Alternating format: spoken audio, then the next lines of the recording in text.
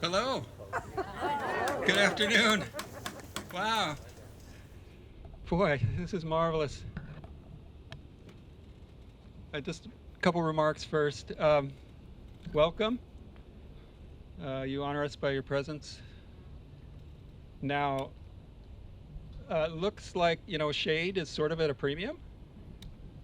So you can move your chairs around, chasing shade as the sun crosses the sky, or in fact anywhere around the area if you feel so inclined to park in a shady spot. That's wonderful, and also for, social distancing purposes, if you so choose.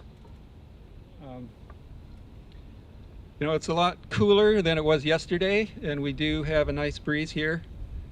But if anybody does feel a little lightheaded or something due to the heat, please don't hesitate to get up, maybe ask somebody next to you for a little help. We'll cool you off. We've got ice, we've got cold drinks, got cars with air conditioning, whatever it takes. Also, the camera on the tripod there is a little unstable, so if you do find yourself walking by it, just be a little extra cautious, please. Thank you. Did you know that today is my parents, Philip and Ann's 67th wedding anniversary?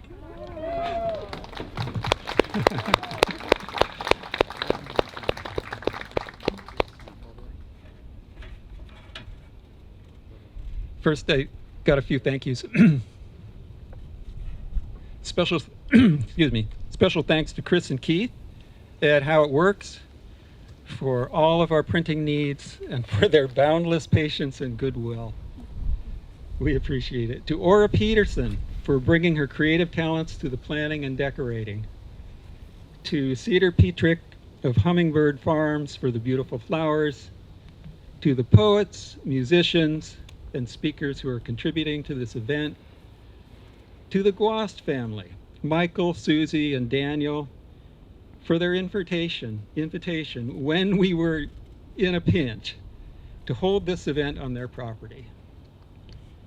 Then for all their tireless work helping us prepare. The Guast would give you the shirts off their backs. Then they would give you their backs as well. To Tim and Gail Bruce for being involved and with extending this invitation for all of us to attend their open house this afternoon. They're providing a light meal at their new Guemes place, 5777 Guemes Island Road, the site of my father's old studio. Thank you, guys. And to all of you friends who honor us with your presence, including many who could not attend this gathering, notably two very special friends, Doug Burton and Terry McDonald, who have passed away recently. They are sorely missed. We welcome you to this gathering here to evoke the spirit of my father, Philip McCracken, with poetry, music, and the words of those who knew and loved him. I just have a few images and reflections while I'm here. My father loved these islands where the interplay of sea and land with its diversity of plants and creatures sustains and inspires us as it did the native peoples before us. My grandparents had a summer cabin on the north side of Guemes, and as a youngster, Dad would often pack his rowboat with supplies and his dog, then shove off from North Beach and row into the islands for days of fishing and camping. His little boat was named the Ducky, and somehow, through some act of fate, it actually ended up here, and it's that gray rowboat under the tree there, and it belongs to Mike Guast now.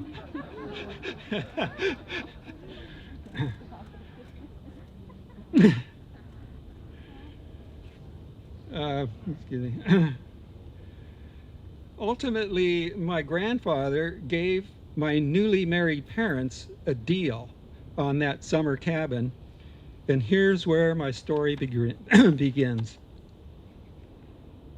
I'm in the living room, and as I sit at the dinner table, I stare fixedly, both fascinated and unnerved, at something remarkable.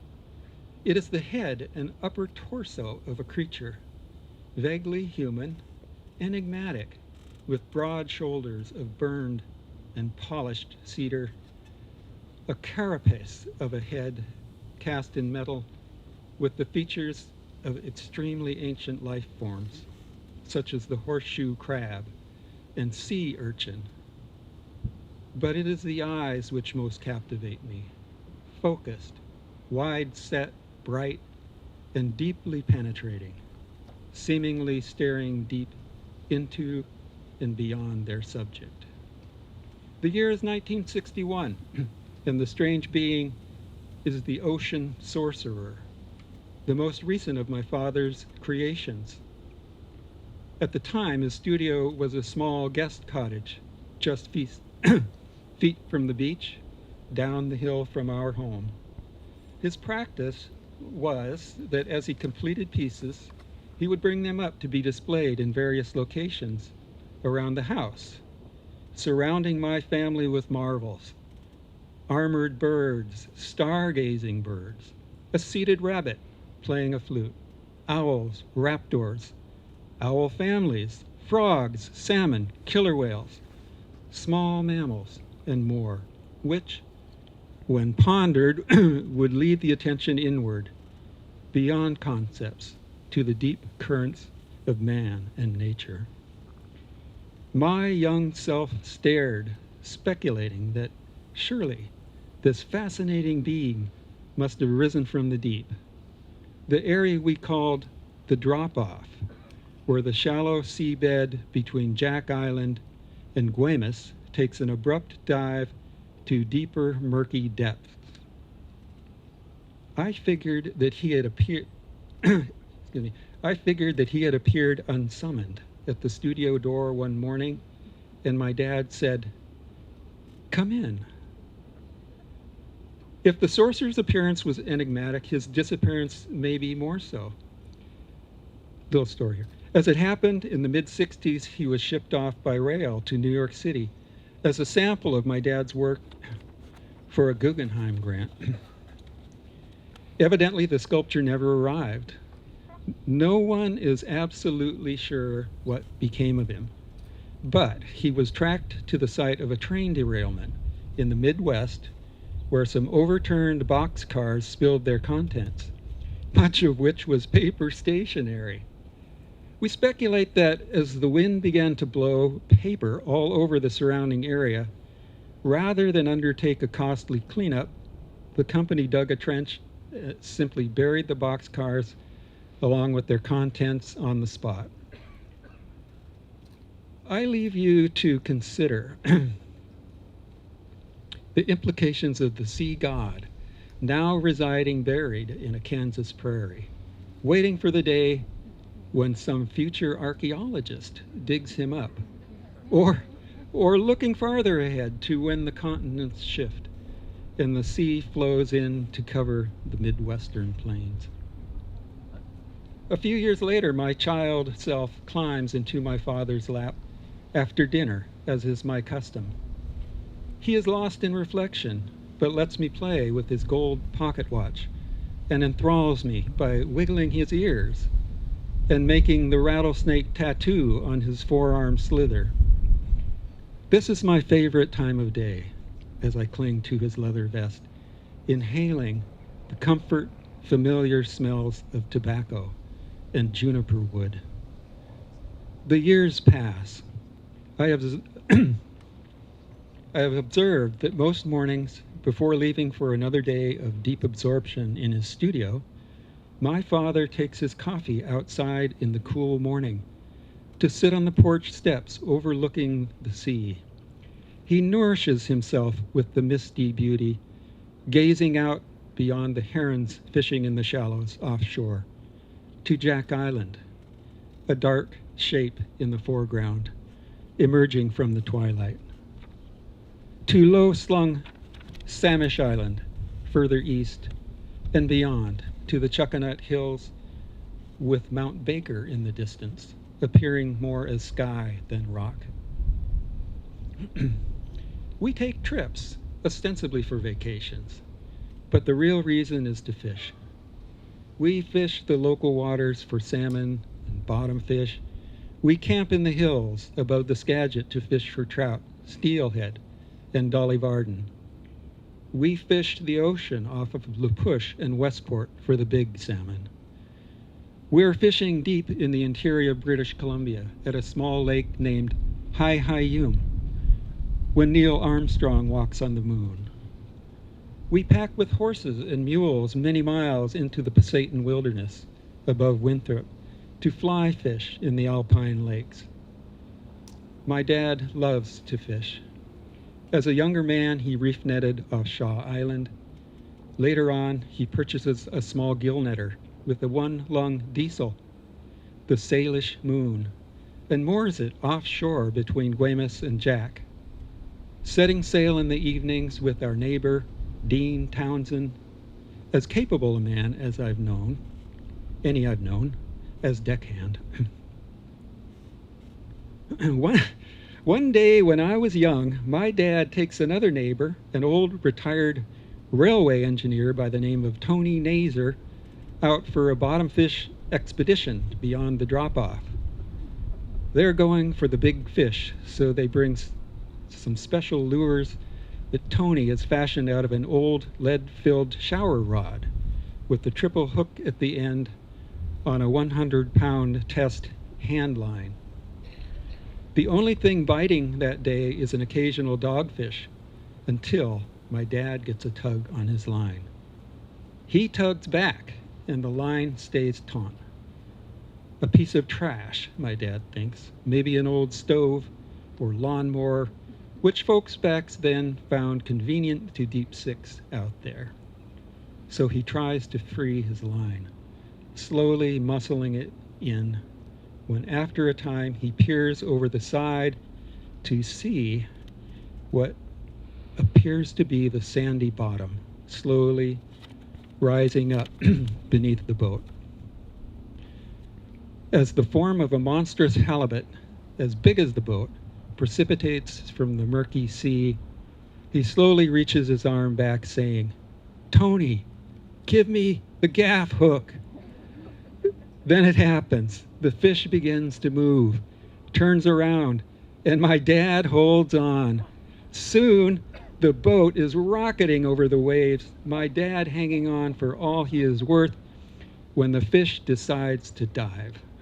The line follows it down, nearly swamping the boat, and probably, for the good of all involved, suddenly snaps like a thread. There is no moral or deeper meaning to this story unless you should choose to apply one.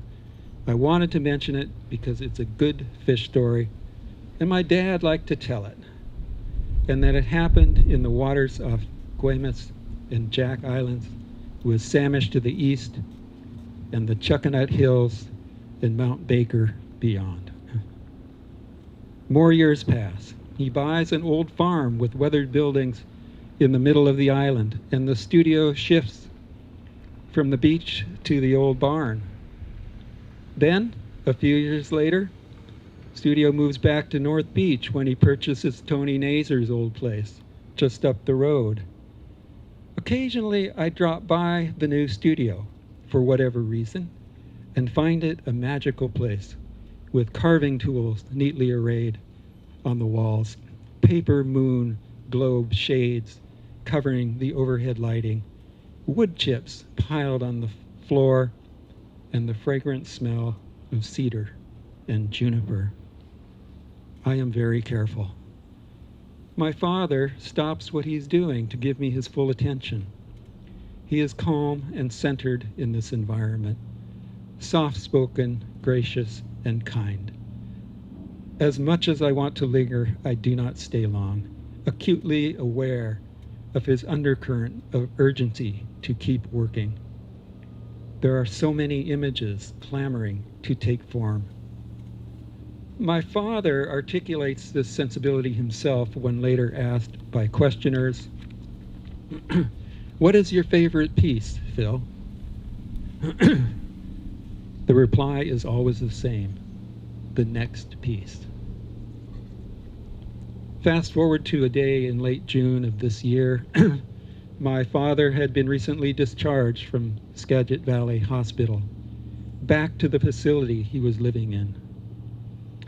I had visited him during that hospital stay, and he was mostly unconscious, not doing so well.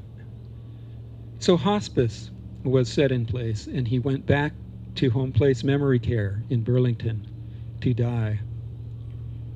Shortly after his return, I set up a visit with my wife and children to go to home place to see my dad, hoping at best that we might see him open his eyes. What we met when we walked out the door of the facility into the garden courtyard astonished me. There he was, sitting with a cup of coffee at a small table on the patio in the shade, smiling. It was inexplicable. We gathered around him in chairs and had this marvelous visit on this beautiful, sunny spring day while a cooling breeze blew through the garden. We were all so happy. We talked and groused about current events and what everybody was up to, and he joked and told stories, and we told some stories and cracked some jokes and enjoyed each other's presence. He was as much himself as he had been in some time, with little of the grumpiness that had become so common since leaving his home and studio. My dad was always a complicated man, and I know that complicated is a complicated word, but let me say that he shared with us a side of himself that morning which was always present but had become more and more apparent apart from the grumpy spells as he aged. He was now the lion in winter, no longer so driven, softer, reflective, kind, funny, whimsical. One could not help but love him and revel in his company. 1 week later, I received the call from the home place that he was in a semi-coma, and the morning of the following day, he passed away.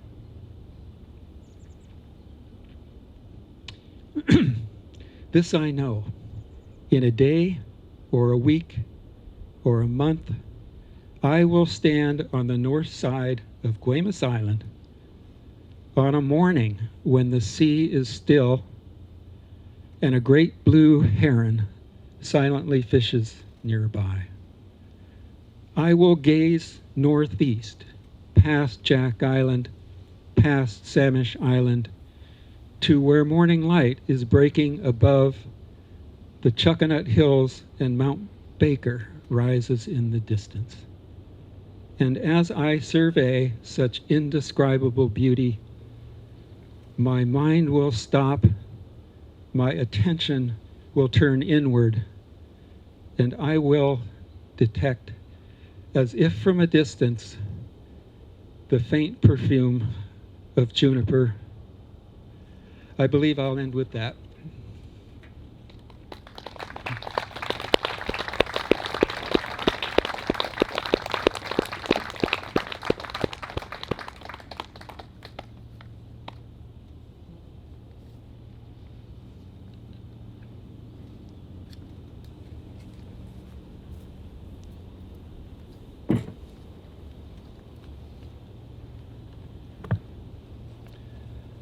Thanks, Bob, for those wonderful words about your dad. Your stories bring back the stories that he so often told as we'd sit at dinner with your mom and he. Bob mentioned, I'm Tim Bruce, by the way, and I'll be doing my best to lead you through today and through the program. Bob mentioned that Gail and I bought the studio from Phil late last year. And this is after Phil had asked me several times over the years preceding that if I didn't want it. Finally, that day came, and we purchased it, and it's always felt right from the day we signed the paper.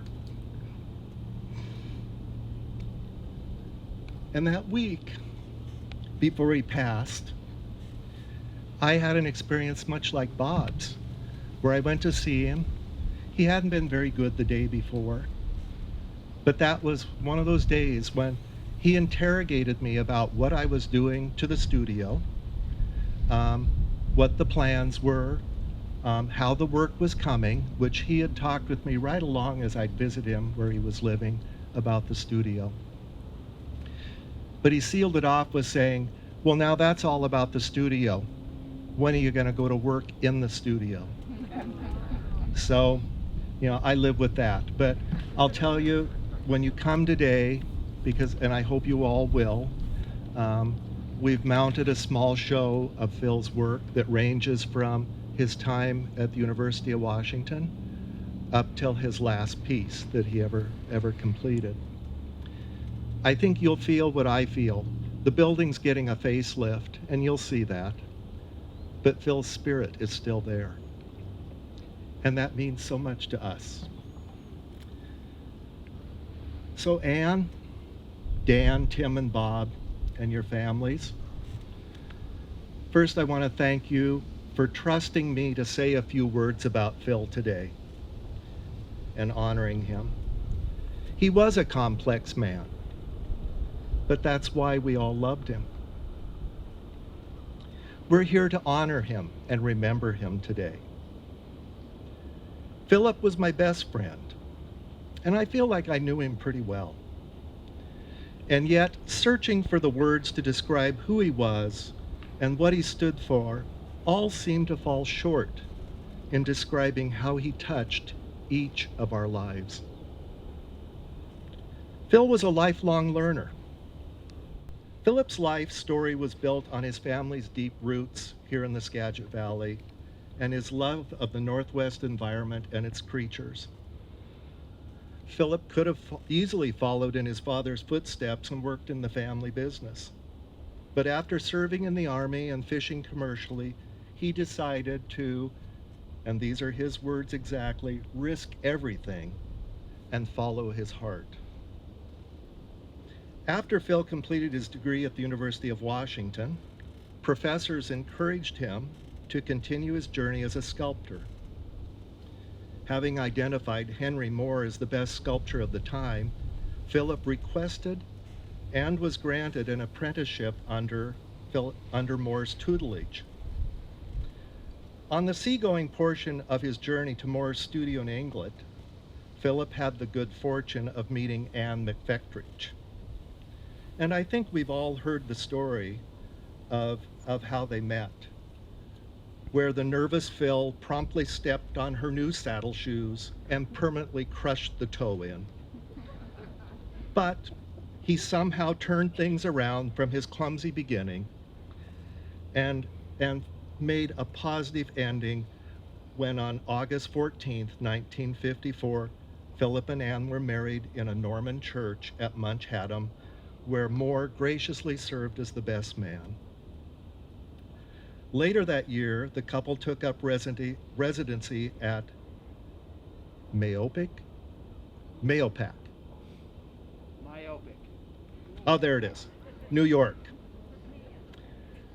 where upon their return, Anne went back to work teaching in the local school, and Phil found studio space and established a relationship with the Willard Gallery in New York City, a gallery that we all know has close ties with Northwest artists.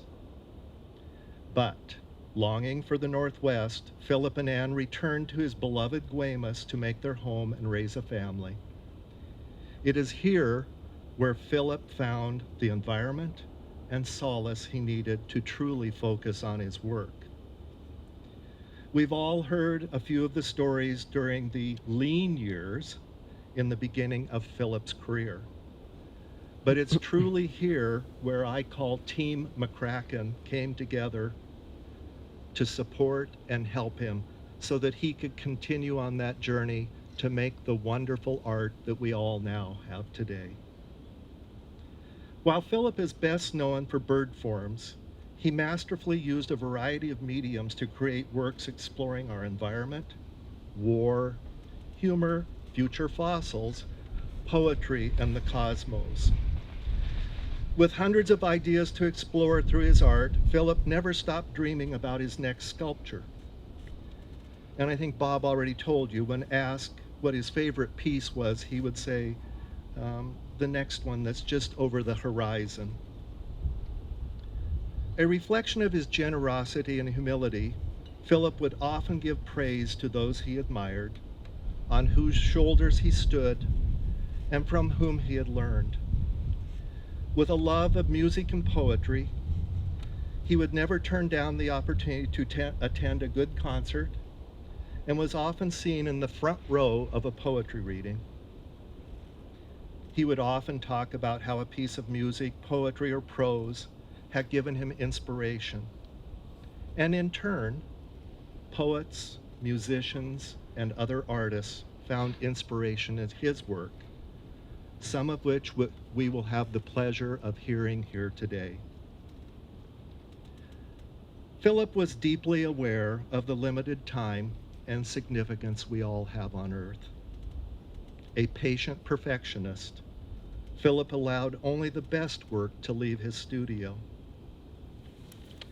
Each of these works embodies his creative energy, passion, and insight into our world. His work can be found in museums, public places, and private collections throughout the Northwest and the world. And later today, you are all invited to the studio, as I said, where a small selection of his work will be on display. With Phil's love of poetry and music, today's program includes works from some of Phil's best friends and family. And I'm going to give a brief introduction to the first group that's going to read, or the first couple that's going to read. And then for those of you on the program after that, I'll help you if need be, but if you would just get up and introduce yourselves and maybe talk a little bit about why you chose the piece that you chose to read or to sing or to play today, and the significance that had in Phil and in your life with Phil. That'd be wonderful.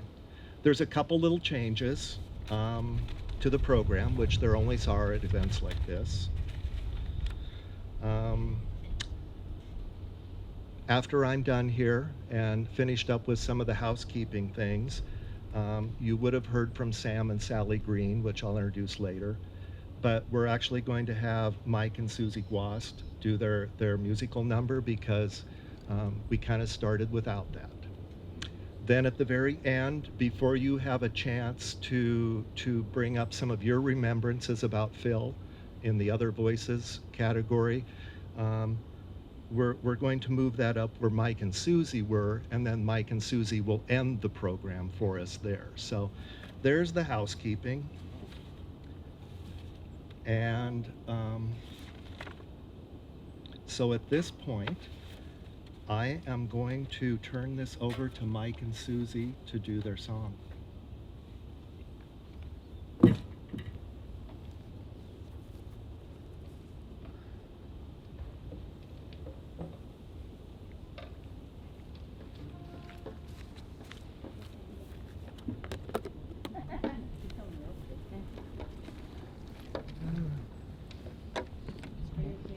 Oh, yeah.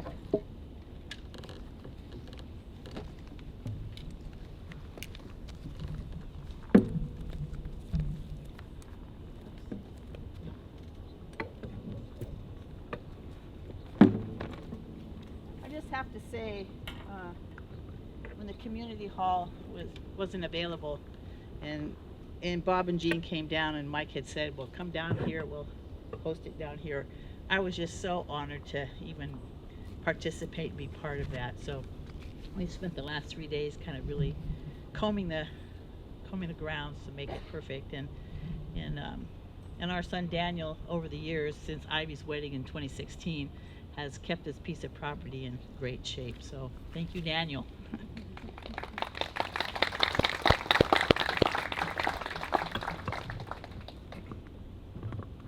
This is a song called Ashokan's Farewell. You may have heard it. I can't think of the fellow that and it wasn't Jay Unger, but associate of his from New England or Upper New York wrote this piece, and they used it for part of that Civil War movie documentary that was done a few years back.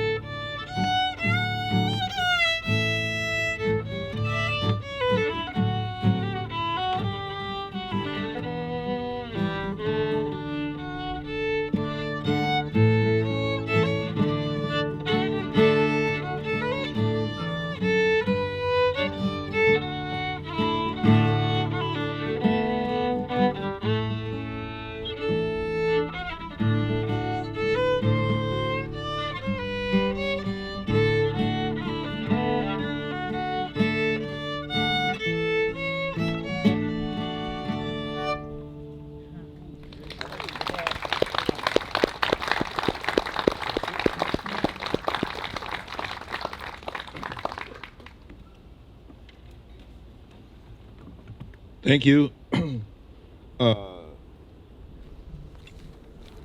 Philip and I. Oops.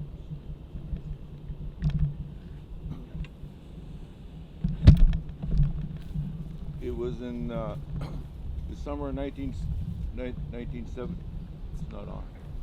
19.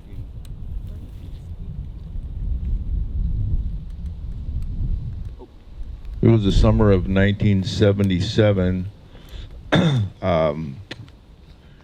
I had an internship in my program as a sculpture major at Morehead State University, and I really wanted to work for the best in the world, which was Henry Moore, but being from Minnesota, the economics and stuff is like well, I found out about Phil, and I said, well, if I can't work for the best in the world, I'll work for someone who worked for the best in the world. So I'd never been west of North Dakota, so I hopped on the train, and I sent him a letter of what I could do, and he said, come on out. I'm like, okay. And then from that day one, he hired me the next summer, and then it was just years and years of Mutt and Jeff adventures. Oh my, the first day on the job, he gave me the maquette for the sculpture at the playground and said, okay, enlarge this to whatever size you think it's appropriate. And then I started engineering it and all that stuff. And then later in the afternoon, what happened to the water? Oh, it's low tide, so we went to dig clams. And then my first bucket of clams was like, we gonna eat these things? Anyway, from there on, many works. And sometimes it was like where Phil left off, or it was a good, excellent relation. We did many pieces. So I'm honored to host this and make it happen. And that's about it. Thank you.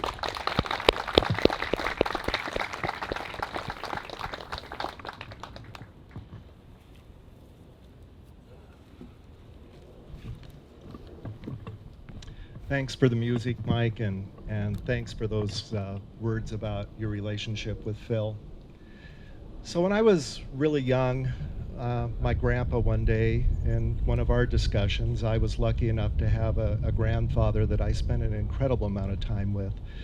But he explained to me how when a couple really is a couple, you start to say their names together. Phil and Ann, Tim and Gail, Sally and Sam. Sally and Sam Green, who are going to do our next poetry reading, are going to do it together, which is fitting because when I think of Sam, I always think of Sally, or vice versa. They're both accomplished poets. Sam was our first poet laureate here in Washington State. He's published, I believe, now 13 books, many that have a cover of Phil's work. And I think I see him holding one that has Phil's work on the front. So without further ado, Sam and Sally, and I'll let them explain the piece they're going to read and anything else they'd like to share about themselves.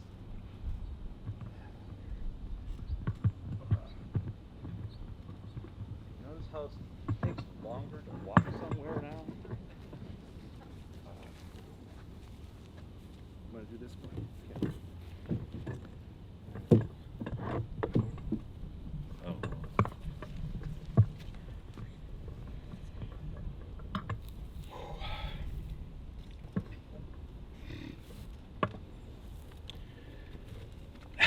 This is amazing. We've been thinking about this for weeks with dread because it's official, and with excitement because we get to see so many old friends, and especially Anne, and what to say in a small amount of time.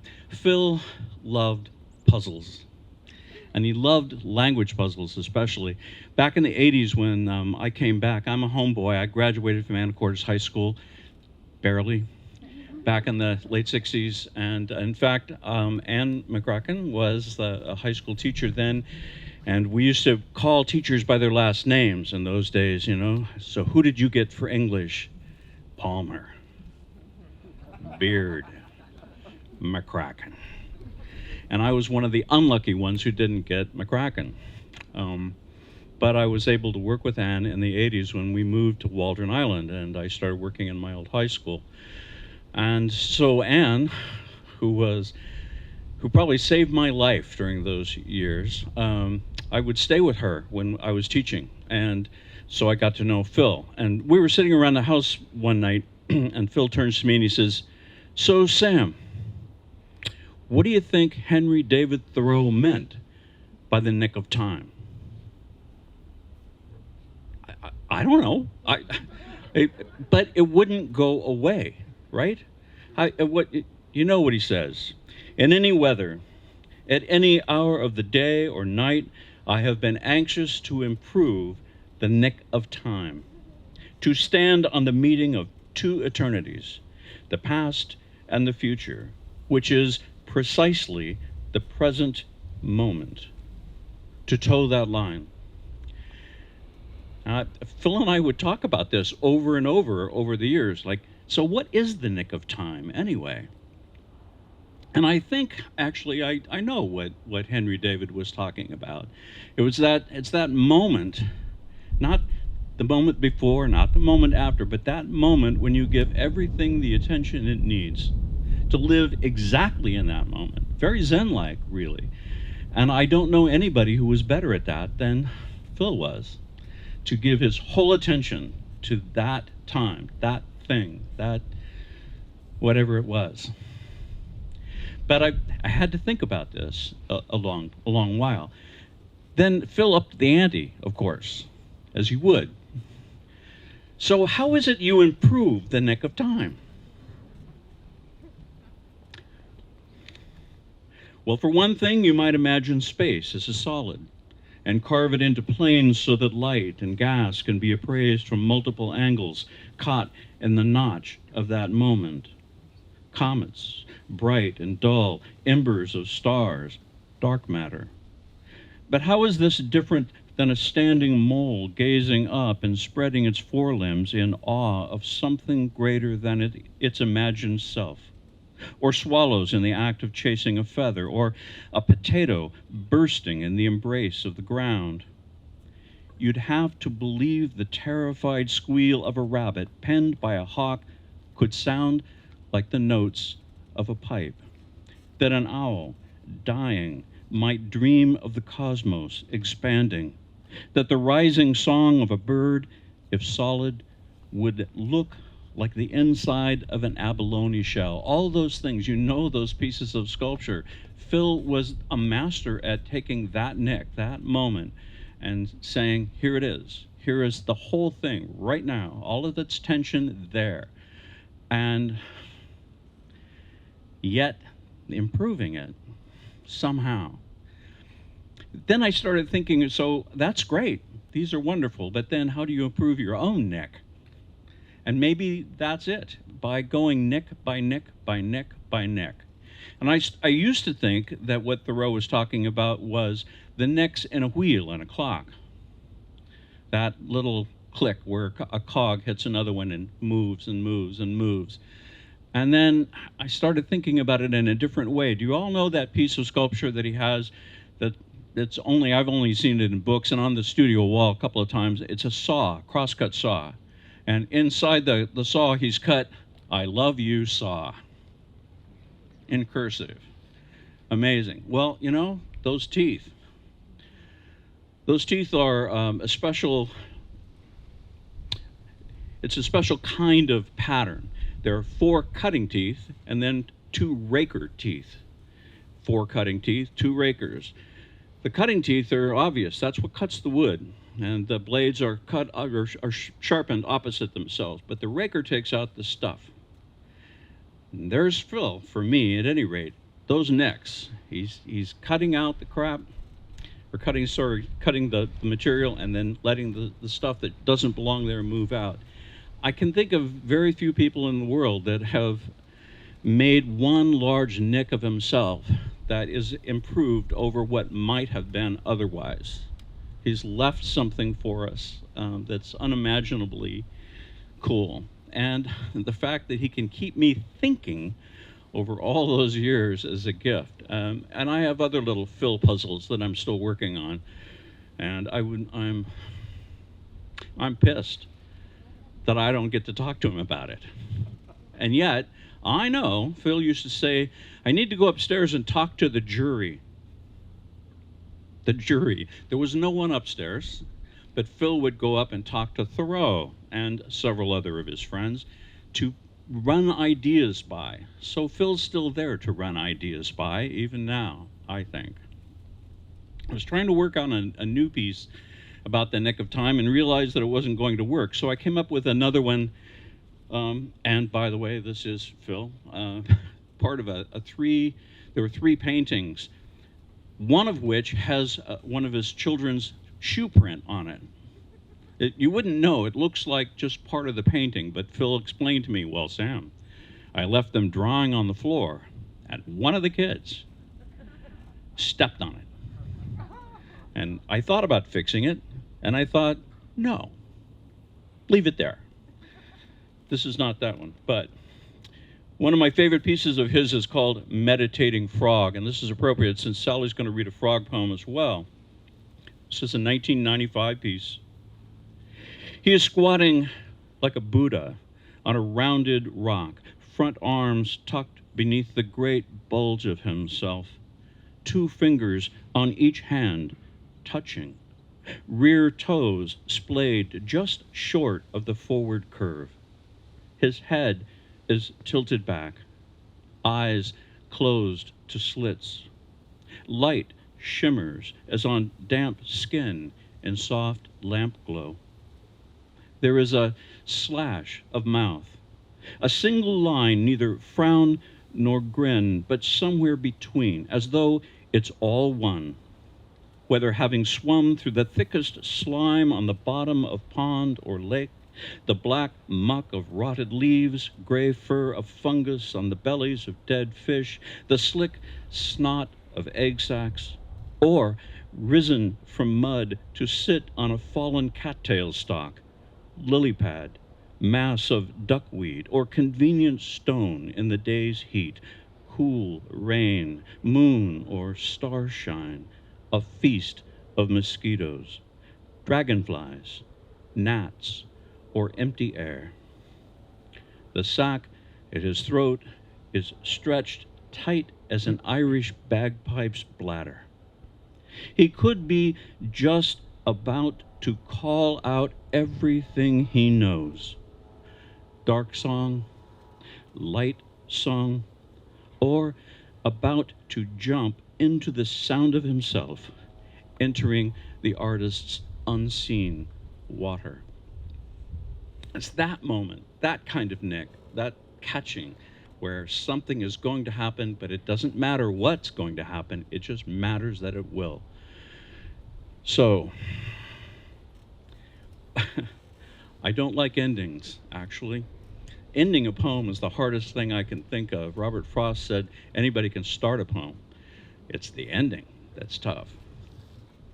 And I don't like endings. I don't like thinking of Phil's life as having ended. And in wrestling with his absence these last weeks, in my own mind at least, it doesn't end. It just stays in that perpetual nick. And I'm so happy that it does. So I'm going to pass this on to Sally, who's sitting. Well, at least I had the good fortune of getting to know Anne and Phil through Sam. Otherwise, I'm not quite sure if that connection would have happened. But many memories, good memories of being at their place, wonderful meals, going to the studio, being in awe of the artwork in the house, walking through it, being able to touch it, and then, seeing his new work, hearing about it, just, talking, just being in their presence, in your presence, Anne, has been a very, very wonderful gift. And you think about Anne, and you think about Phil. You think about Phil, and you think about Anne. They are not separate. And Sam and I want to be like that, too. About a week and a half before, about a week and a half ago, I got out my little suitcase to begin packing what I needed for our weekend trip off for this memorial. Thinking of clothes led, of course, to what jewelry I should take as well. And the most important piece of jewelry for me was taking the frog pin to wear that Anne had passed on to me, that had been that Anne had passed on to me, that had belonged to a mutual friend that we both, and poet that we both loved very much. So I got it out immediately, placed it with my other things, and then all day long I kept thinking about frogs, about tree frogs, about all the tree frogs that I had seen and heard over the years at our place. And it was just immediate that I had to write a poem about frogs. And I wanted it to be for Anne. So I managed to get something on paper before we had to leave early Friday morning, and I slipped that into the suitcase, and I have it here to read to you. The working title is called Pacific Tree Frogs, and of course those are our most common frogs in the Northwest, and so everybody's probably quite familiar with their song, and that they just kind of are everywhere. So Pacific Tree Frog for Anne McCracken. Not much bigger than a peach pit, so light a small leaf could hold their weight. They take on the safe colors of whatever is nearest, in yard, garden, or woods. Once one that matched the bright green lime of my watering can shot through the spout, landing in a flower pot with the sound of a small stone dropped into a puddle. Another I spooked with the gray striped snake of a hose. It hopped out of the lily pad-shaped leaves of a nasturtium's bell-like blossoms, wearing a smatter of brown, green, bronze, and rust. Then there was the black one, hiding in the dark mats of germander under the Gravenstein where I was hunting for windfalls. Whatever made another turn copper, green, and turquoise, I've forgotten. But it was that fleck of sky color that jumped out at me, taught me to look closer. The old ones say that frogs are spirit creatures, moving between worlds as easily as land and water. Bearing wisdom and healing, they stand for stability. No wonder the carvers placed them at the bottom of totem poles and the corner posts of longhouses. No wonder I wear a pewter pin of a frog on a leaf for luck, or that a friend rubs the head of a fieldstone frog resting on a shelf. It's the male that booms out his hunger, casting need and hope like a net into the uncertain spring nights. But it's the female who always chooses, approaching a pond glittering with shards of starlight or dense as obsidian, welcome as joy, startling as grief. Thank you.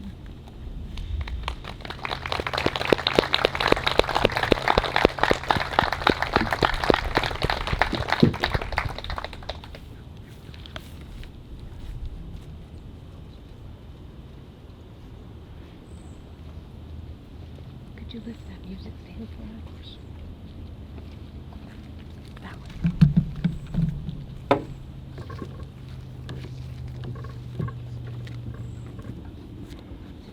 I'm Jenny, and this is Sally. And when Anne asked us to play something for you, she said Phil really loved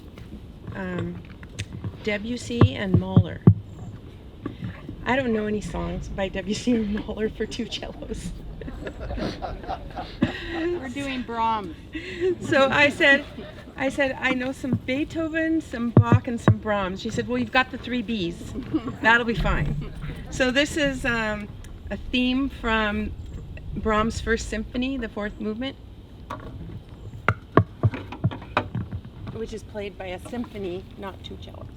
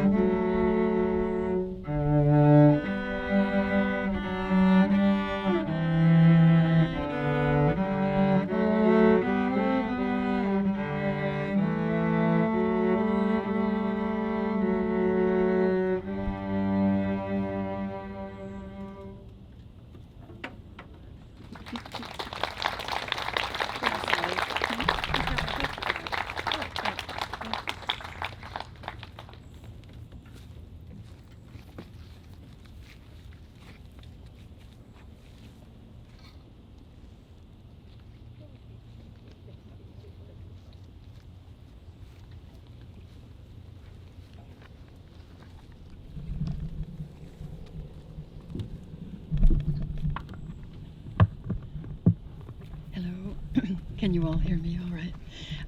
I'm Pat Holly Turpin, and I'm very pleased and honored to be here among such wonderful company, and I thank our hosts and the fellow people who are honoring Phil today.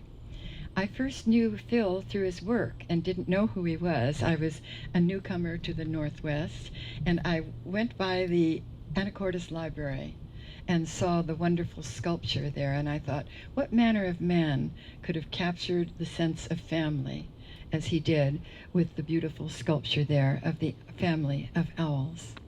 And I was fortunate enough to meet Anne McCracken, dear Anne, when we were both initial founders, I guess you'd say, of the Skagit River Poetry Festival.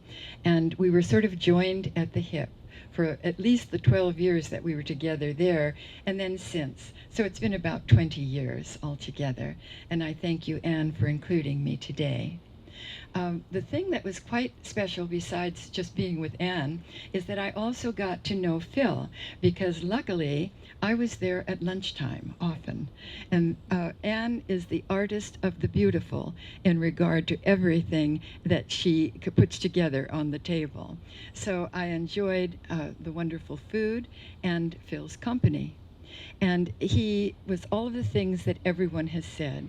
Most of all, I remember his laughter. And he had a wry sense of humor. When he was in the hospital, I brought him a Charlie Brown Christmas tree, and he seemed to think that was just exactly the right touch in the hospital. During the time that I was there also, I was around all of his sculptures as though one is in a mini museum, all of his beautiful sculptures that had to do with nature and beyond.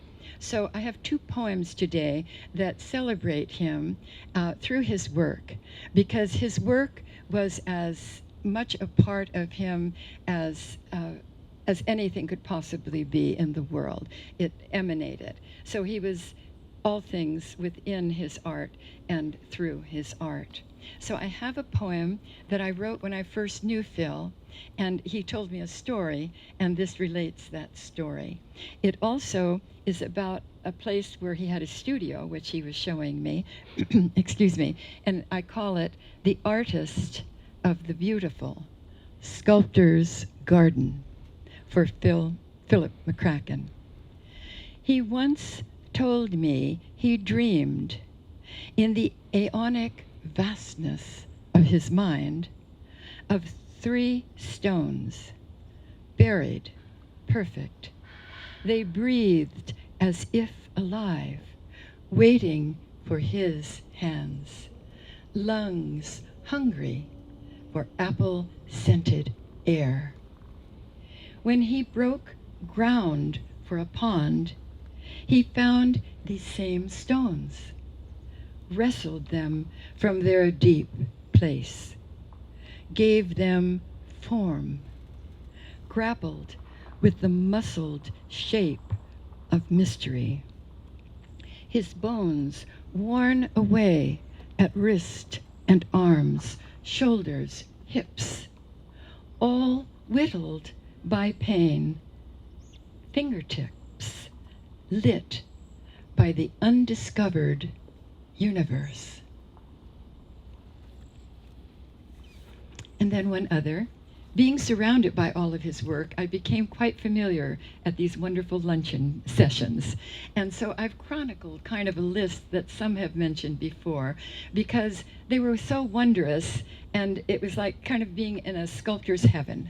So here goes. He gave us all his magic inner eye, sculpted an owl family tight and close as his own, made a bird's song visible in its crystalline rise, mourned a war eagle shackled against winds of steel, listened with great interest to an impudent cricket, honored sacred salmon with local tribes, conversed intimately with every bug and bee, reveled in a fat Buddha's rabbit's tune on a flute, tended a crow who brought him shining gifts, nurtured an orphaned deer and a swooping owl in his home, treated a heron to a daily portion of fish, laughed at secret stories with audacious potatoes, brought pieces of an unseen heaven to our fingertips, hailed a mole's open arms as it touched a new sky, followed his dreams and truth against every narrow norm, offered a heart larger than this small earth could hold. Thank you.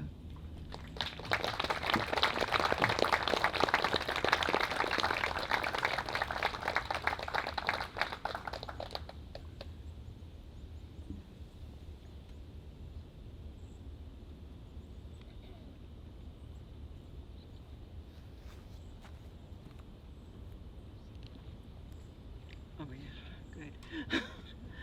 I'm Jean Hollingstead. I've known the family for many years. In fact, when I was preschool, so pre-kindergarten, I used to ride over here in the mail car with my uncle Wes, who was the mailman. And I don't know if Anne ever knew this, but we stopped at their house every time, and we would not bother Phil. We would not go to the studio because we knew Phil was working, but Anne was over teaching. And so we'd go in the house and go through all the cupboards, and he would say to me, "She always leaves me something to eat." And I remember finding a beautiful cake one day. It hadn't even been cut. And he was like, "There it is." She left us this. And so, yeah, we always had a snack at Anne's house. It made a wonderful break for the mailman and me. So all the mentions of Anne and food, I vouch for it. So I've known the family forever. This is a poem I wrote. I'm going to read the one I wrote for Phil first. This is a story he told me. I'm sure he told it to others too. And listening to everyone talk about Phil, for me, this poem is about his absorption in life. It's called The Birthday. It's a true story. Fly-by-it days at the salt marsh, in brush by the edge of the woods, in neighbors' farms and chicken coops, he set traps for field mice all summer long. Each one he skinned with care. In the end, it was easy. Cleaned, smoothed the silvery pelts in a shoebox, tied with rubber bands and hidden, until by his sister's birthday, he had enough, he thought, for the real fur coat she wanted so much, soft gray, just like her eyes.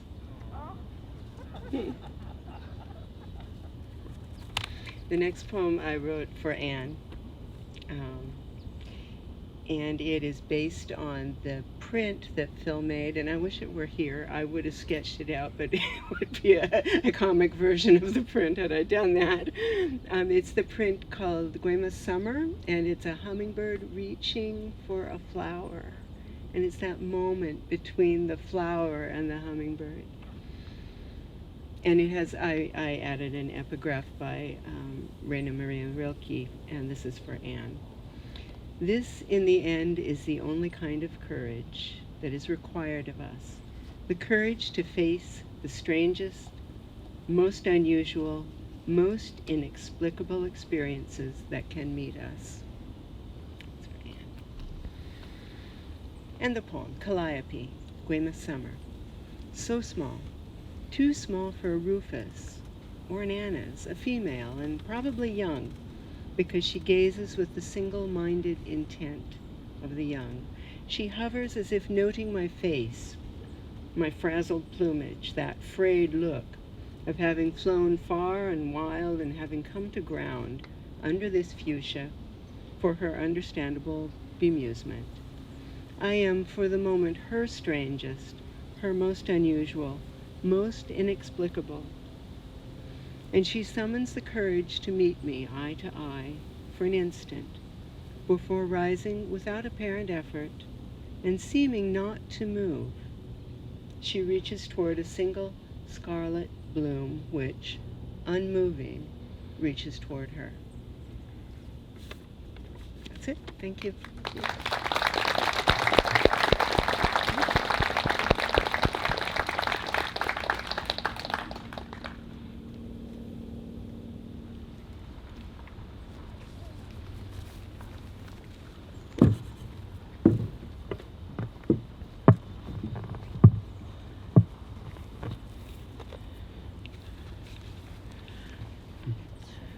It's remarkable how people are drawn to people sometimes, and how hearts find one another. Many years ago, I talked some people into bringing an Irish poet friend of ours, Tony Curtis, into the Skagit River project, and Tony was an immediate hit. I brought him over to introduce him to Anne and to Phil, and Phil invited us to the studio. Phil didn't do that all that often, but he immediately was drawn to something in Tony. I think it's just that wild, marvelously large heart of the man, of Tony, and Phil recognized that. And so they became good friends. And Tony has several of Phil's pieces in his house in Ireland. He has a special spot for them. So one day, Tony likes to talk to people. One day they had new wallpaper put in. And so the wallpaper man asked him about the sculpture. So this poem that Tony wrote is about that experience, talking to the wallpaper man about a sculptor. We're going to do it in two voices because Tony liked to do it that way. He would usually grab some unsuspecting person from the audience and say, "Would you read these?" So Sally's going to be the unsuspecting person. So I'm Kelly, not Kevin. Great. Kevin. No. Okay. Oh, you're changing the name. Sorry. You gotcha. This is the wallpaper woman. At a tea break in the wallpapering, Kelly looks at the scarecrow's brain on the table and the piece of the night sky on the bookshelf. Curious, he asks who made them. I tell him they were made by the sculptor Philip McCracken. Strange, aren't they? He says. What's he like? He lives on Guemes Island in a wooden house that looks out over the islands in the Pacific. He lives close to nature. You see deer and chipmunks from his studio door. In fact, he is very like a heron himself. I'm not familiar with herons, gray or any other color. Then I suppose you won't know what I mean. He can be very like a mole. There are days he digs deep into the earth of himself. No, that's no help. I know nothing about moles. Well, let me see now. He's also very like a barn owl. Sometimes he just watches and listens. No, I'm completely lost. Maybe his art is beyond me. Would he be any good at wallpapering? He'd be brilliant at it. Exceptional. But he'd have to design all the paper himself. And then the hanging of it would take some time. I imagine he'd hang each sheet as if he were hanging a painting. Then he is odd, like a lot of artistic types. No, not odd, independent. He just has to do things his own way. Philip can spend days upon days, hour upon hour, carving wood and chiseling stone. Now that I look at them closely, I see the great craftsmanship in each piece. I suppose they are valuable. To him, each piece is priceless, but he leaves his door unlocked. Besides, no one can steal what he has. It's buried too deep inside him. Like the heron's gaze, the bear's strength, the mole's tenacity, the barn owl's patience. He sounds like a forest. Yes, that's it. That's exactly it. He is like a forest. He gathers, he gives shelter, he nourishes and shades, and in the autumn he turns and changes and dreams new life. The way to his heart is marked with stone paw prints, bronze feathers, copper leaves, wooden birdsong.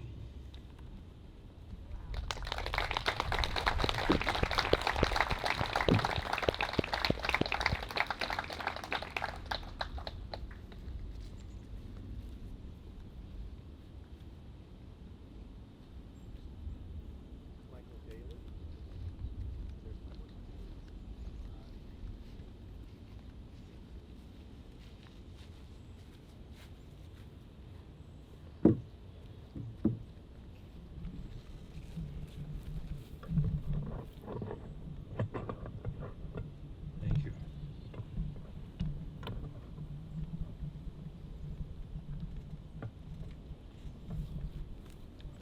Thank you.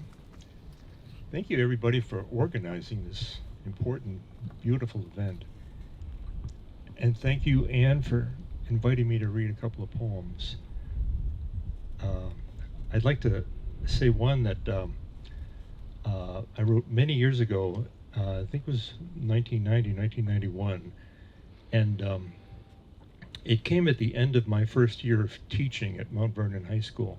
I know that there's probably several teachers here. And you know, teachers always say the first year is the hardest.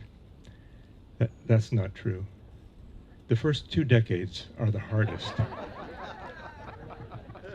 And at the end of my first year, I happened to witness this event that Anne told me later turned out to be very much like a Phil McCracken sculpture of the same experience. He witnessed the same thing. This is called Happiness. I knew that the swallow had finished her nest, not when she let go the fluff of a seagull and dropped 10 feet to catch it, but when she did it again. And one more poem. Recently, I sometimes publish small press books, and recently Sam and Sally proposed a project to include an anthology of work about public art. And I right away went, uh-oh, I don't know anything about that. I don't know any work I could write about.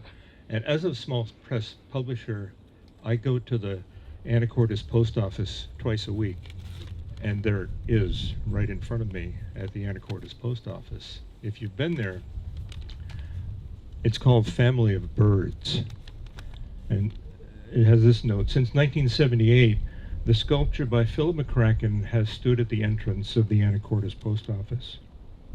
There are 5 beaks align, point outward, a weather-pitted male, burnished female. They enfold with wings stilled 3 chicks, tiny fists with eyes. A stern familial resemblance pulls us in to find a stamp for a bill, scribble a postcard to family across smoky forests. When they knew he was gone, they lifted a caped wing to follow, but he had captured them here years ago. Molten embodiment of bird, lit wisp of the eternal, and stationed them here to complete the work of welcome.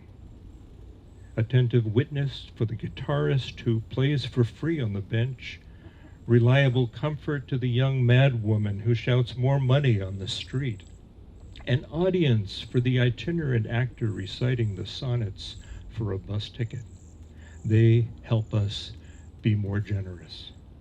The giving birds, arrow-headed stillness aimed at true north. Bronze rain leaning artlessly tiptoe in snow and sleet, where he cast them. Thank you.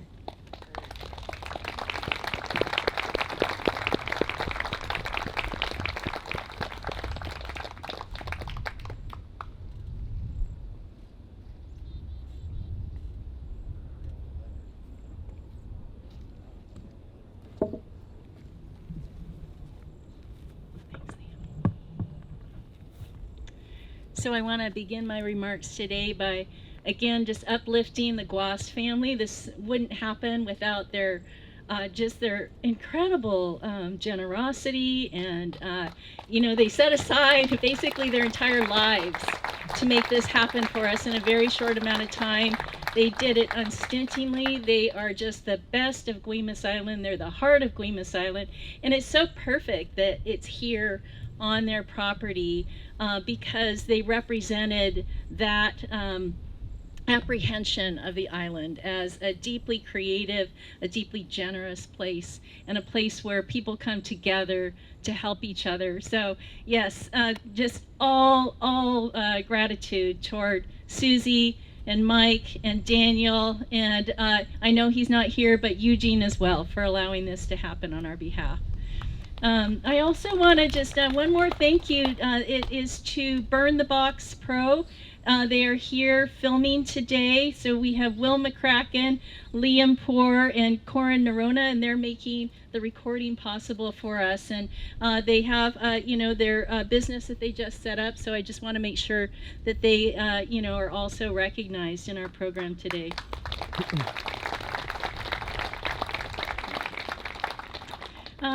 The Phil that the being that I want to uplift today is really the child and the dreamer. And what I mean by that is not childish, although he could be that, but the being who never lost the easy access and conversation with the small unseen things around us, and the little earth beings that dance through dreams or chase themselves across the horizon or rise through the depths. And those were always my favorite pieces, were just the small pieces, the absurd pieces, really, and the pieces that were both familiar and frightening at the same time, because we could all recognize them from our own dreams, our dreams as children, and they were as real to him as anything. And not really even just the sculptures, like just coming in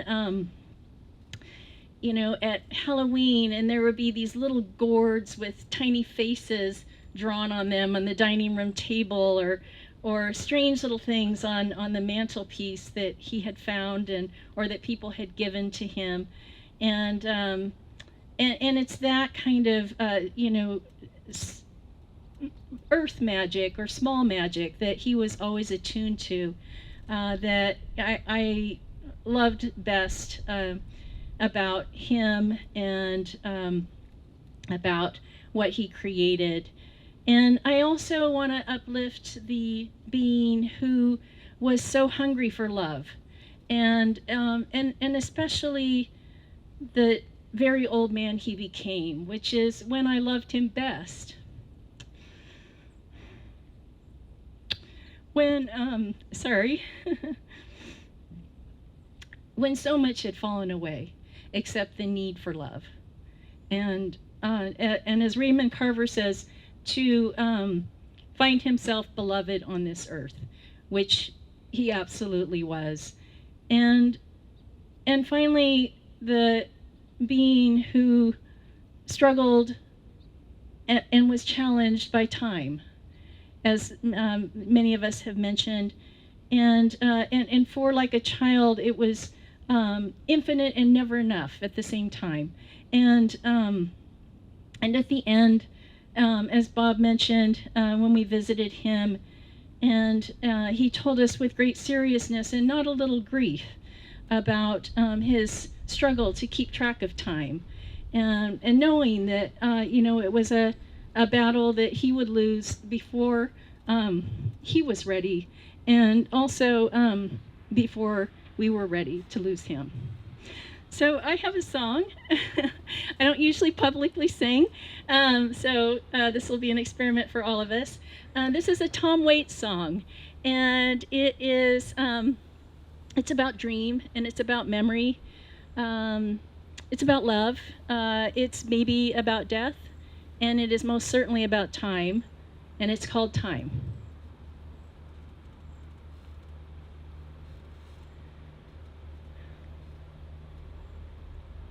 Just give me a second here.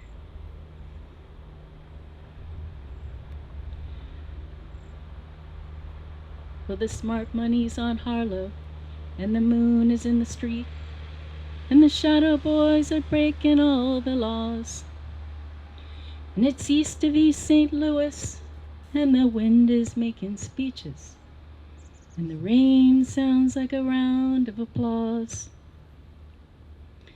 And Napoleon is weeping in a carnival saloon, his invisible fiancee's in a mirror. And the band is going home, it's raining hammers, it's raining nails. It's true, there's nothing left for him down here. And it's time, time, time. It's time, time, time. It's time, time, time that you love. And it's time, time, time. Well, they all pretend they're orphans, and their memories like a train. You can see them getting smaller as they pull away. And the things you can't remember tell the things you can't forget. That history puts a saint in every dream. Well, she said she'd stick around till the bandages came off. But these mama's boys just don't know when to quit. And Matilda asked the sailors, are those dreams or are those prayers? Close your eyes, son, and this won't hurt a bit. And it's time, time, time. It's time, time, time. It's time, time, time that you love. And it's time, time, time. When things are pretty lousy for the calendar girls, the boys just dive right off the cars and splash into the streets.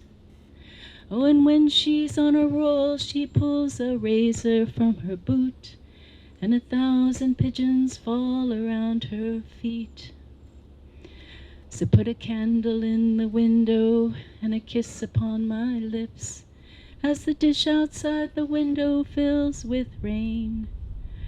Oh, and just like the stranger with the weeds in your heart, pay the fiddler off till I come back again. And it's time, time, time. It's time, time, time. It's time, time, time that you love. And it's time, time, time. It's time, time, time that you love. And it's time, time, time.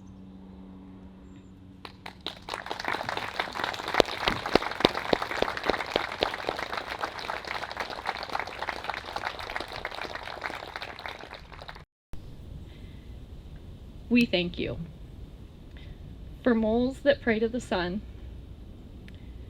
and dung beetles that wear halos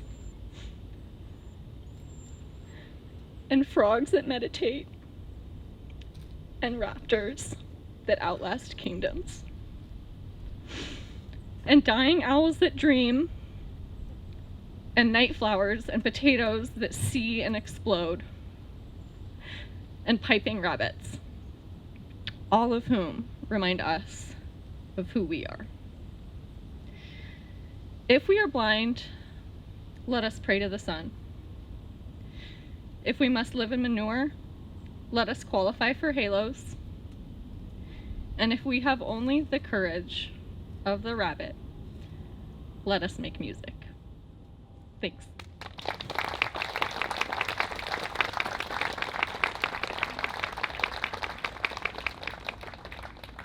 Michael Guast reappeared?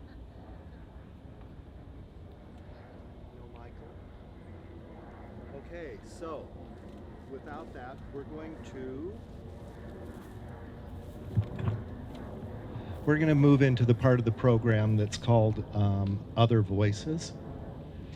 And this is your chance to give us your favorite memory or a short story or remembrance about Phil.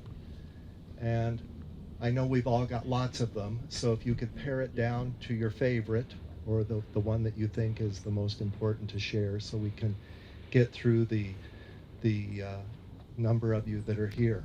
And since I've got the mic, I'm going first. So for many years, Gail and I were fortunate enough to travel with Phil and Ann to Ashland for the Shakespeare Festival. And in the beginning, when we used to meet down there, Phil and Ann would drive separately and we would drive separately and we'd meet. But over the years, we found that it was probably more ecologically sound if we all got in the same car, and it was just more fun anyway. So on the way down to Ashland, we would make our way down the Oregon coast and stay a couple nights at different places. Well, one year, Phil was on a mission to find the right shells for a project he was going to do. So we stopped at every little shell shop, at every little, place with trinkets and things, and we'd look at shells. And I'd say, how about these? No, they're not right. How about these? Not quite what I'm looking for. Now, we bought several bags of shells, mind you, on the way down, just in case they might work or we couldn't find anything better.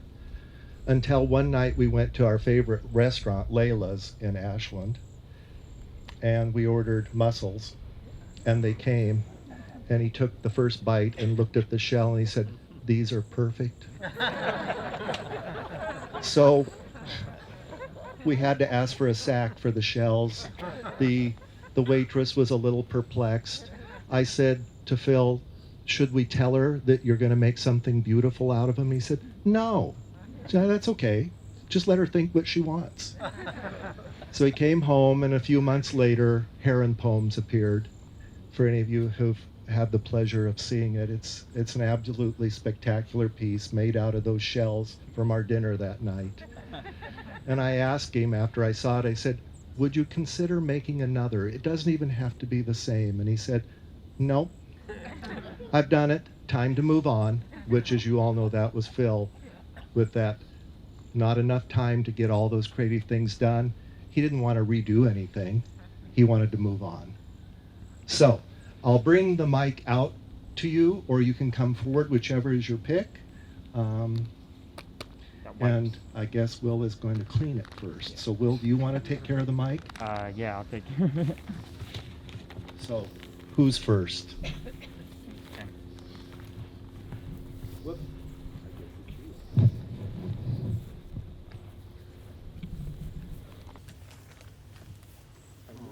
I might need to lean on you. You want to do it together? Or? No, you go first. Okay. Thank you. I'm Philip Burton, and I hope I get through this because I'm here on Guemes because of Phil and Ann, because of my parents, Doug and Laura Burton's relationship with them. And my dad, so I'm speaking for my dad a little bit too, who just departed a week ago.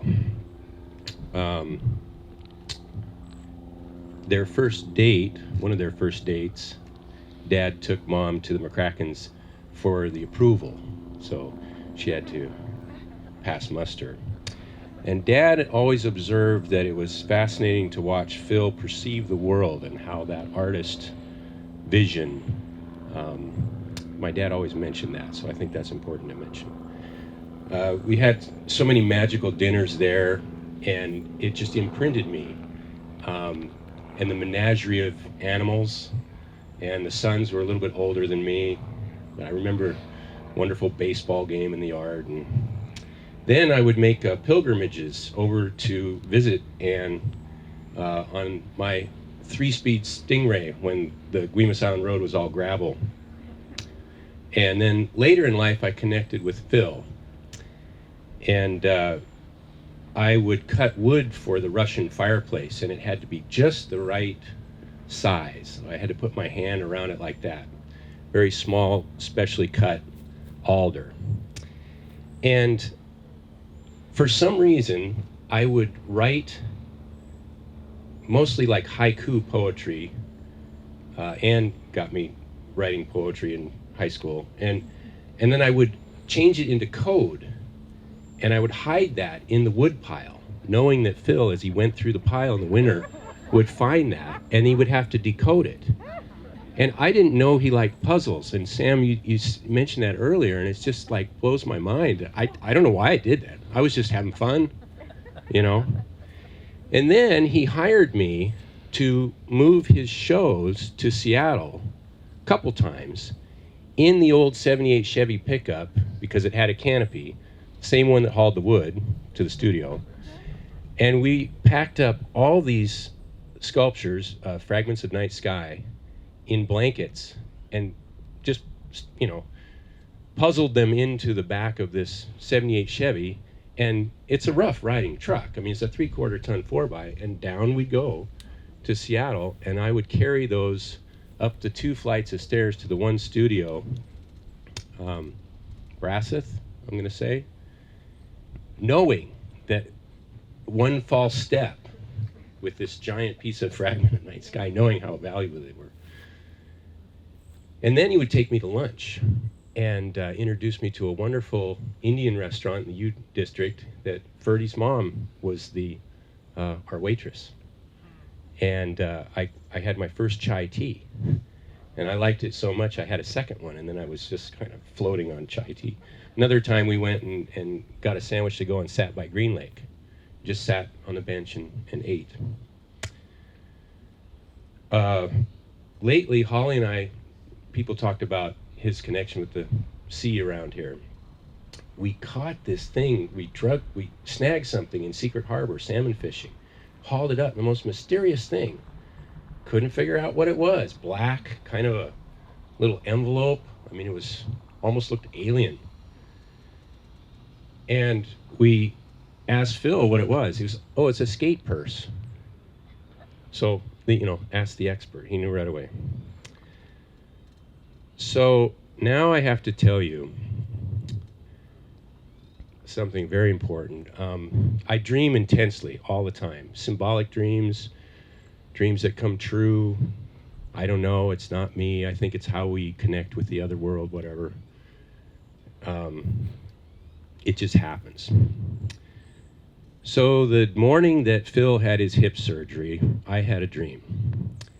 And in the dream, I was an elephant, and I was trying to push this cedar tree over that was up against a maple. And I couldn't do it, so I picked up a chainsaw with my trunk, and I cut off the top. And then Phil arrived, and together we started stripping the curved branches of the cedar. And then we became kind of mixed up, and it was like we were both together. I was him, he was me. I couldn't make sense of it, whatever. But we created this cage of the limbs. And then in the cage, there was a nest. And then Phil made this bowl, or we made it together. It was very mixed up. And then in the end, he brought forward this wooden thing that looked kind of like a heart, but not really like a heart because it was kind of lumpy, but it was a heart. And he placed it in the bowl, in the nest. And that was the end of the dream.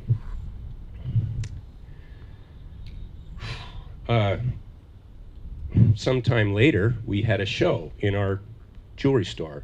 We created a studio because my dad was trying to see where the works of Phil might go for posterity, and he was working with the Portland Art Museum. But I said, hey, I'll make a studio space or a gallery space, and his works can live there the rest of my time. So that's how our gallery was born. And the first show, some boxes came back from the Portland Art Museum, as I recall, and Phil came and sat in the chair right there by our counter and opened a first box, and out came the wooden heart. And I just, nearly fell over. Well, I had seen the heart in my world, probably at the New York show. We went back when I was young to a big show back there. And also, one time I went to a whiskey tasting event at the Rainier Club, and they happened to have a show of Northwest artists on. And all the biggies were there. And I got a plate of food after several glasses of fine scotch, sat down with the girlfriend at the time, looked to my left on the shelf, and there's the wooden heart. That was years before the dream. So, make that what it is. I think it's important to share. The legend the legacy that Phil has created and my father has created, we can go forward and we can celebrate. And I think I'm going to create that sculpture that I saw in the dream. And to your point, Sam, I'm okay with endings. It's okay to end.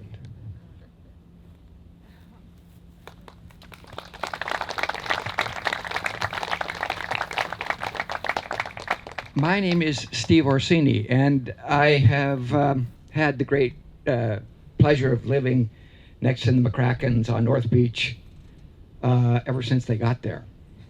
So this is just a couple of remembrances. Phil invited me in those early days to go fishing with him. Perhaps he saw in me potential to help feed his growing family. I inherited a simple rod and reel from my brother.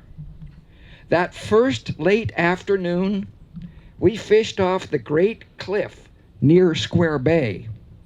Even that name has changed. Deep, I let my weight drop down too fast and got a tremendous backlash on the reel. Phil told me to keep a thumb on the reel to prevent backlashes. This became an abiding lesson. Keep your thumb on life's reel to avoid its tremendous backlashes. One day fishing, I asked him what he had learned from Henry Moore. He said, I saw that I could lead a normal life with a family, a home, and still be an artist. Phil was very lucky to have Anne in his life.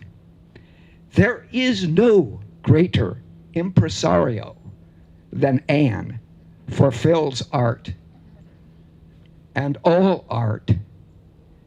And oh, did I mention poetry? Artists are always looking for magic, for solidifying through wood, stone, glass, fabric, paint, notes, or words, something from that other world, from the imagination, from the life of the mind, from that realm where maybe hope resides. On his 70th birthday, we had dinner at the Greek restaurant in Anacortes.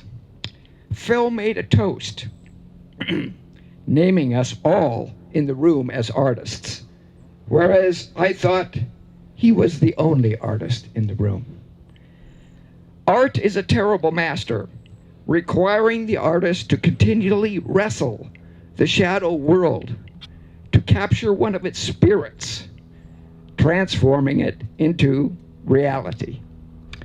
The Irish poet W.B. Yeats touched on this phenomenon, and his words apply here today.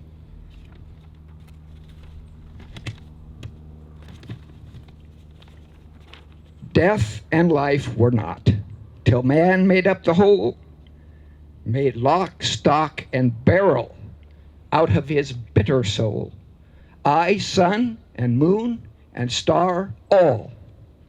And further add to that, that being dead, we rise, dream, and so create translunar paradise.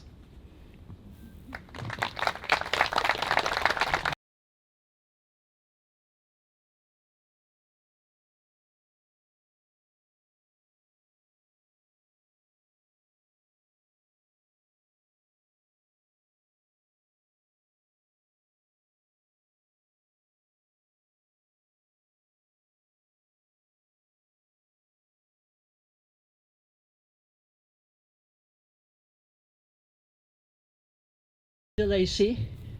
And when I first started exhibiting my wood sculptures, people would sometimes ask me if I knew Philip McCracken, because they saw some kind of correspondence between what I was doing and what he did. But at that time, I didn't know him. And then after I saw an exhibit of his work at the Whatcom Museum a few years ago, I finally wanted to meet him.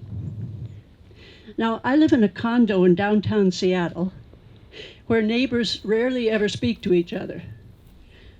So coming to Guemes Island and meeting Phil and Anne was a refreshing dose of genuine old-time humanity. You know, they made it seem perfectly natural to just stop by, sit down at the kitchen table, and have a conversation about art as if we already knew each other.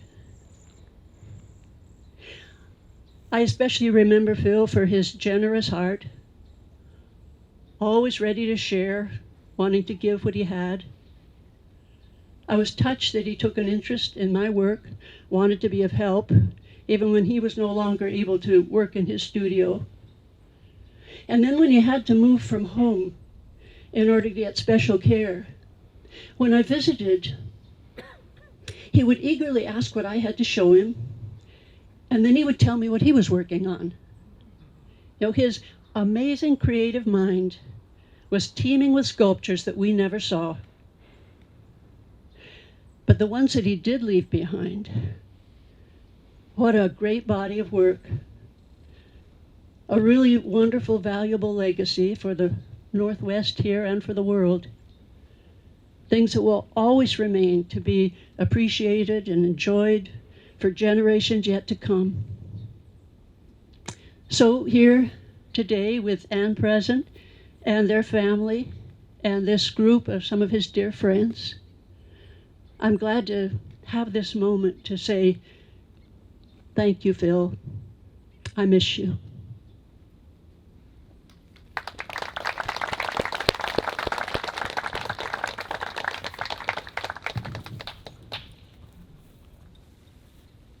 Anyone else?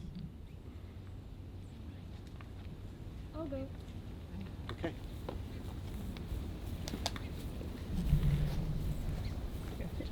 No. Never mind. My name is Sophie, and I'm one of his grandchildren. And I didn't think I would speak today, but I did remember something that happened, maybe when I was 12. And Grandpa, he had this giant, leather chair that was the grandpa chair. And he'd sit in it, and he'd have this little table next to him. And what were the type of nuts he would always eat? Pistachio. He'd have a bowl of pistachios next to him. And I remember as a child, I was very, very, very shy. So I didn't speak with Grandpa much, but there was this one time when he was in the chair, and he's like, Sophie, come here. And so I kneeled down beside him, and he took my hands in his, and I remember his hands were so rough, and they were from the years and years of working he had done, and he looked at my hands, which were in his, and he said, you have the hands of an artist. And I never forgot that moment.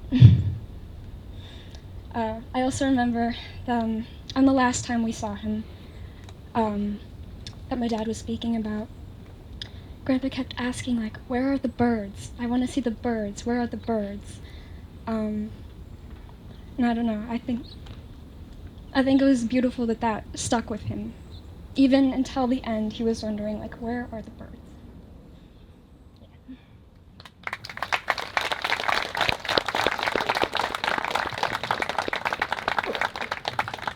Thanks, Sophie. Someone in the back who might have Was there anyone else? Back there? You want to talk? Nancy?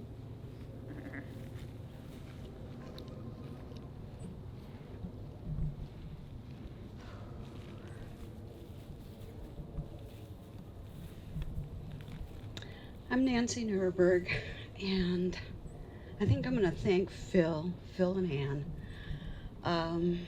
Brought so much beauty, richness to my life, not just Guemes, but to see the power of a team, a partnership that makes brilliance, determination happen and create things that touch so many people. The poetry I heard today has just, my heart just crumples. And for me, if I was to thank Phil, it's thank you for helping me see the world, not just through ordinary human eyes, but I mean, there's lighter, there's all kinds of weird ways of seeing the world, but to be open that there's more than one way, that you can look at the ground and not see grass, but to actually see something living under it, to look at the sky and see relationships that other people might not see. And I think it leads to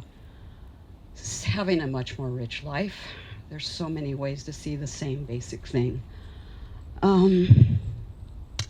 And I think his openness and diversity, complexity, led to raising a family that's equally diverse and interesting and fascinating. And every child and grandchild, you're all really, and partner, you're all really amazing, and the friends, and it's just been, that's it.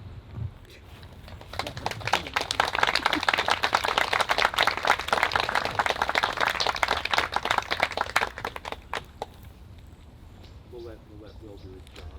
Okay. You want to take these, Tim? Hmm? You want to take these? No, I can take it. Yeah, no, it's good. That might be. Can I see it? Thanks. There you go. Fresh and Thanks, Tim. I wasn't planning to say anything today, but I've been so moved by the event and all of you who had this deep feeling for Phil and Ann. For the last 28 years, I've been living in Port Townsend. But back in the early 80s, I started publishing. I was living in Taiwan. I went to live in Taiwan in a Buddhist monastery for 4 years, and then lived in a farmhouse for another 16. But while I was in this farmhouse, an American heard about me and came and knocked on my door and asked me, and said, "I heard you're working on translating Chinese poetry." And I was, and he said, "You need a publisher." And I had just thought of doing self-publishing some things, so they introduced me to Empty Bowl, which was a small hippie tree planter press in Port Townsend, which is now in Anacortes. And so I started publishing some things in Taiwan and sending them to Port Townsend to be distributed. The Oxherdian pictures and verses of Pu Ming, a Zen collection from the Song Dynasty, poets, a mountain poet named Stonehouse. And that year I got an NEA grant to translate a second volume of poetry by Stonehouse. And at just about the same time, I get this letter out of the blue from somebody named Phil McCracken, who wrote these a series of letters to me about how much he loved my work, and he was so sincere, and he said the things that meant what the poetry meant to me, it meant to him. It was like talking to a soul brother. And I happened to mention, this NEA grant I just got requires me not to work for this year. He says, "Well, hey, why don't you come live on Guemes Island?" And so he rented a cabin for me at Sally Stapp's across from Phil and Ann. I lived there for a year with my 10-year-old son at Red Cloud. And I would today go anywhere in the world if Phil called me. And I hope next life he does again. Anyway, thank you very much for this event. It's been a wonderful experience for me. What is your name? Oh, my name is Bill Porter, but I translate under the name Red Pine.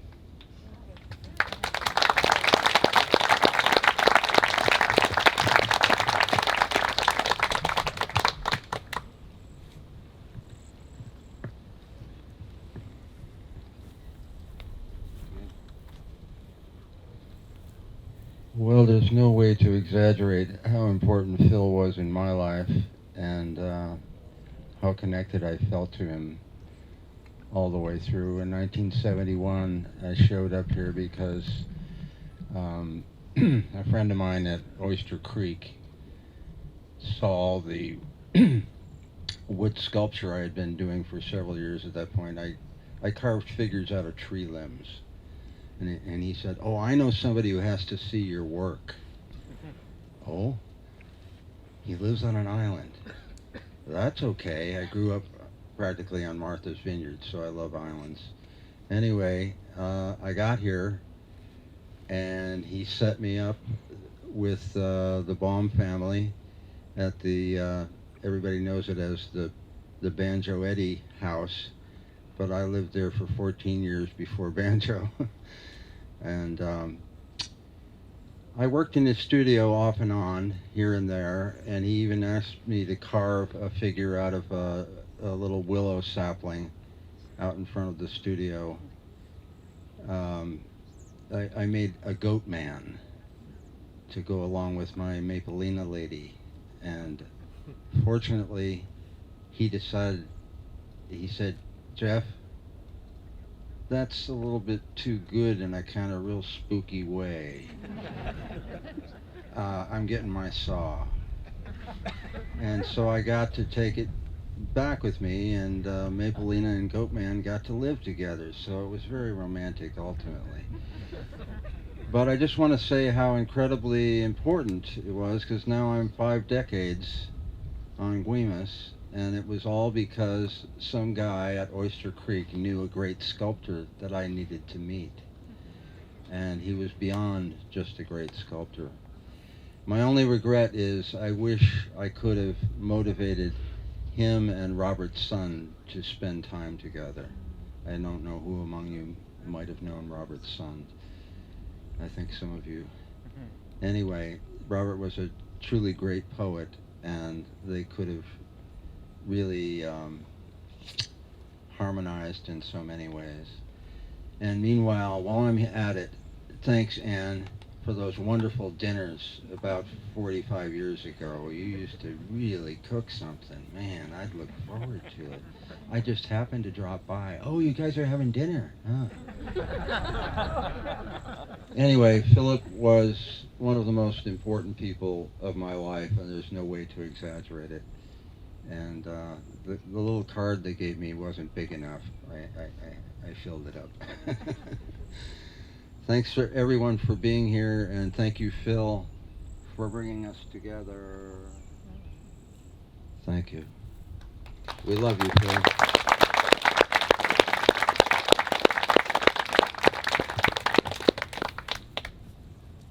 Anyone else?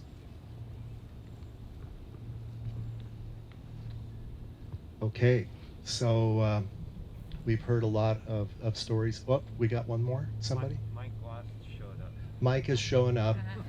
And so Mike and Sally, you'll do music for us to take us out of here after so why don't you come up and get set up? I just want to know, lots of people have mentioned the meals at Phil and Ann's, and we've all had that wonderful experience. Well, one night at dinner with them, Anne was saying, "Oh, they're not all great." And then she mentioned one that had been a flop when she picked up all the plates and just took them away from people. So Phil and I sat there and we calculated how many meals Anne would have to serve before you had a flop. And I think it was 47,000 and some odd number. So, yeah, a lot of meals, a lot of good times. The insurance adjuster's lunch. Yeah. So following this, when Mike and Sally play for us, and they'll kind of like pipe us out of here, you're all invited to come to Phil's studio.